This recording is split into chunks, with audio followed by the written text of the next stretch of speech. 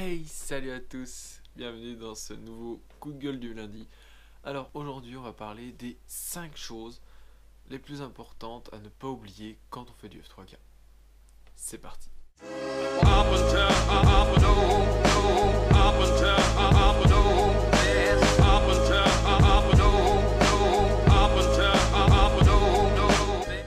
Alors, numéro 1, c'est très important, c'est tout con mais j'ai vu plusieurs personnes se planter et casser des planeurs à cause de ça. Vérifier que la radio est allumée, que le planeur est allumé. Ça peut paraître ridicule quand je le dis, mais en compète ou quand c'est les premiers vols d'un planeur ou des choses comme ça, ou au contraire quand on est trop confiant, on a tendance à faire bon, je prends le truc, tac tac, et voilà, on balance tout de suite et bah t'étais pas branché. Ou deuxième option, ce qui nous amène au deuxième truc à checker, c'est est-ce que c'est la bonne mémoire modèle. Eh bah oui, imaginez vous prenez pas la bonne mémoire modèle parce que j'entends souvent dire ouais moi j'ai l'habitude, de toute façon voilà moi c'est marqué comme ça, comme ça, comme ça. Faites des choses de la façon la plus claire possible. Donc par exemple moi j'ai deux CX4, donc je pourrais juste marquer CX41, CX42. Non, il y a CX4 Lite écrit en toutes lettres, CX4 Strong écrit en toutes lettres. Faut que ce soit le plus lisible possible et le plus évident pour vous. Le mieux c'est d'y associer une image ou des trucs comme ça. On peut y faire sur la Taranis, je sais qu'on peut y faire sur la nouvelle Grosvenor, sur des trucs comme ça. N'hésitez pas à ce que vos modèles soient les plus différenciables possibles. Faut pas confondre les mémoires modèles parce que ça peut vraiment être tout con et planter un modèle. Ça fait toujours chier de planter un modèle, donc voilà. Troisième chose, c'est assez important, c'est vérifier qu'il n'y a personne autour de vous quand vous volez. Donc personne à proximité que vous risqueriez de toucher ou lancer, soit pendant que vous tournez, soit quand le planeur part, s'il part un petit peu trop à plat, qu'il n'y ait aucun bâtiment, aucun obstacle.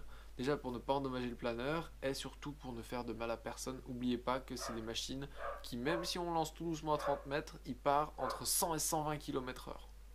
C'est énorme. Prenez quelque chose qui fait 250 à 350 grammes dans la figure à 120 km/h.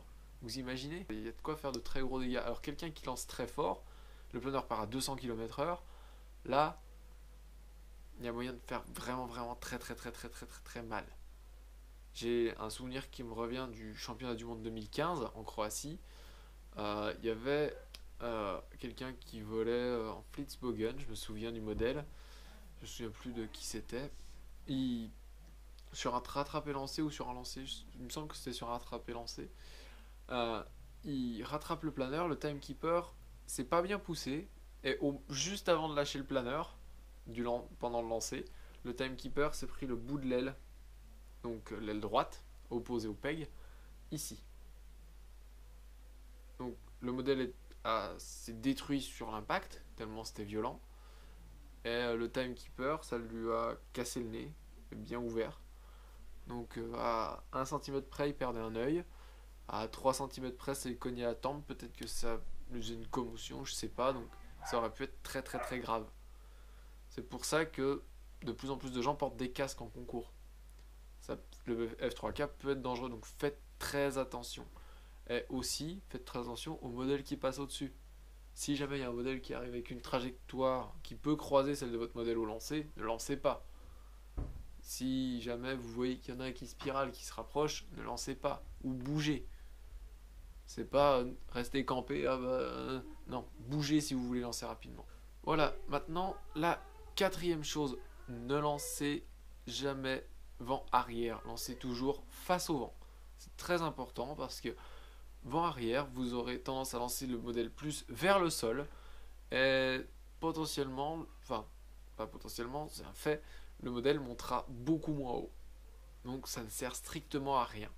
À moins qu'il y ait vent nul à 2 km/h, dans l'absolu, vous lancez vent arrière, ça sert à rien. Ce qui nous amène au dernier point, le cinquième. Faites très attention au tip strike. Donc le tip strike, si vous ne savez pas ce que c'est quand le bout de l'aile droit cogne le sol pendant le lancer. Donc, c'est-à-dire, les gens en général, quand ils débutent, c'est très rare qu'il y ait des bons lanceurs qui fassent des types strike, même si j'en vois qui passent très près du type strike. Certains coupent l'herbe qui fait déjà que 5 cm de haut. C'est pour vous dire que même les bons, ça peut arriver. Donc faites très attention à soigner votre lancer, que votre planeur au maximum descende, le bout de l'aile descende au maximum à la hauteur de votre taille. Pas plus bas. Si c'est plus bas, c'est trop bas. Donc faites vraiment très attention à ça. N'oubliez pas que la longueur de votre bras plus les 1,50 m de l'aile, vous êtes à plus de 2 mètres. Donc il suffit de pas grand chose pour que ça touche le sol. Hein. Donc voilà, n'oubliez pas, si vous voulez avoir une bonne technique de lancer ou améliorer la vôtre, qui peut être tendancieuse au type strike, n'hésitez pas à regarder ma vidéo sur le lancer. Elle s'appelle Comment lancer son F3K toujours plus haut. Donc elle s'adresse aussi bien aux débutants qu'aux expérimentés. N'hésitez pas à la regarder. Merci à tous d'avoir regardé cette vidéo. Vous êtes aujourd'hui plus de 320 abonnés, c'est exceptionnel. Franchement, j'en espérais pas tant.